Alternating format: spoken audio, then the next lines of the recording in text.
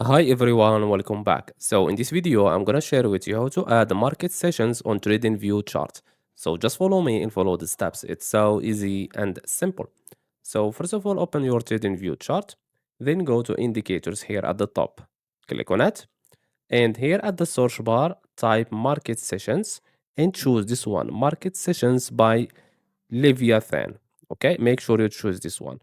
So click on it just one time and as you can see, I have here the market sessions. So we have the New York market session, we have the London, and we have the Tokyo. Just keep in mind, this depends on your time zone. So for me, I'm in UTC plus one, Casablanca. That's why you will see that New York starts at 14 o'clock. London starts at 8 o'clock and Tokyo starts at 1 o'clock. If you want to make changes to it, or you want to add kill zones, for example, you can go to market session here. If you can't see it, just click on this arrow and go to settings. Click on it. And as you can see, we have here Tokyo. We have from midnight to 9. We have London from 7 to 6 to 16. You can change all of these if you want.